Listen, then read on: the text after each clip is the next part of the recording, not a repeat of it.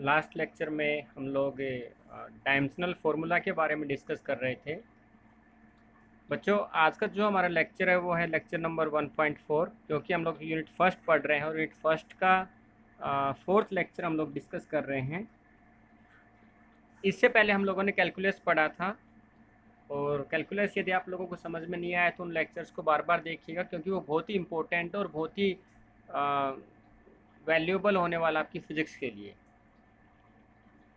हम लोगों ने कल देखा था कि किसी भी क्वांटिटी का यदि हम लोगों को डायमेंशनल फार्मूला निकालना है तो हम लोग इजीली उसका डायमेंशनल फार्मूला निकाल सकते हैं। हमको ये पता होना चाहिए कि उस क्वांटिटी में कौन कौन सी टर्म्स जो यूज हुई है। जैसे कि कुछ एग्जांपल और देखते हैं।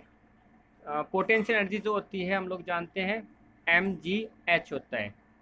तो यहाँ पे m जो है वो एज इट इज आएगा, g जो है वो एक्सेलरेशन ड्यू टू ग्रेविटी बन जाएगा, और एक्सेलरेशन का फॉर्मूला हम लोगों ने कल देखा था LT माइनस का 2 होता है। h जो हाइट है, तो हाइट भी एक्चुअली में एक लेंथ का फॉर्मेट है, इसलिए हाइट को हम लोगों ने लिख दिया l। इसको जब सोल्व करें तो आ जाएगा mL2T माइनस का 2। एक और देखते काइनेटिक एनर्जी का, हाफ mv², तो m का एज इट इज।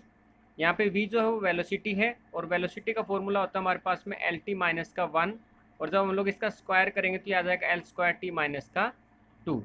तो L² T माइनस का 2। यहाँ पे एक चीज़ नोट करने वाली ये है बच्चों कि जो हाफ है that is called constant quantity.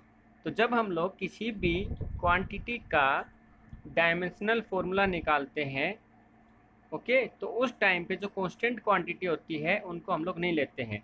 Constant not taken in the dimensional formula. ठीक है, तो ये चीज़ आपको समझना है। अगली चीज़ देखिए, हम लोगों ने कल डायमेंशनल फॉर्मूला क्या क्या बताता है उसके बारे में डिस्कस किया था। अब देखते हैं लिमिटेशंस क्या क्या है, क्योंकि हम लोग ये जानते हैं कि हर एक चीज़ के कौन से प्रोज है, फ़ायदे और नुकसान है। अब उसके लिमिटेशंस की बात करते हैं। तो डायमेंशनल फार्मूला की जो पहली लिमिटेशन है वो ये कहती है कि इसके अंदर जो हमारी ओरिजिनल क्वांटिटी है, यानी कि जो फिजिकल क्वांटिटी हम लोगों को दी हुई है, इसके अंदर इस हाफ का इम्पोर्टेंस है, इस हाफ का इम्पोर्टेंस है।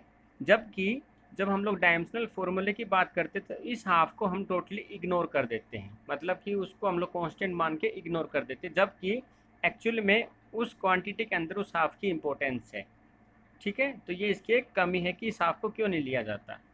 सेकंड, हम लोगों ने देखा कि डायमेंशनल फार्मूले जितने भी हम लोगों ने पढ़े हैं, सबके सब डायमेंशनल फार्मूले फिजिकल क्वांटिटीज़ के हम लोगों ने पढ़े हैं। कहीं से कहीं तक हम लोगों ने साइन एक्स का, e⁻x का, इन सब का डायमेंशनल फार्मूले हम लोगों ने नहीं निकाले।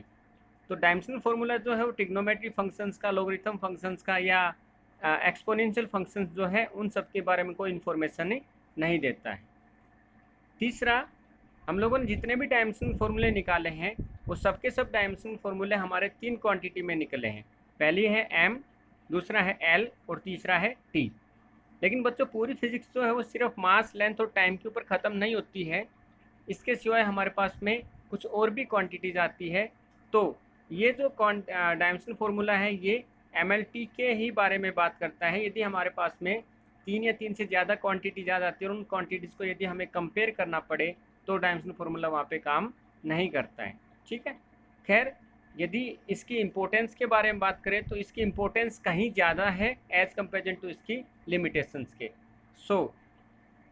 इसलिए हम लोग कह सकते हैं कि फिजिक्स के अंदर डायमेंशनल फार्मूले का होना बहुत ज़रूरी है।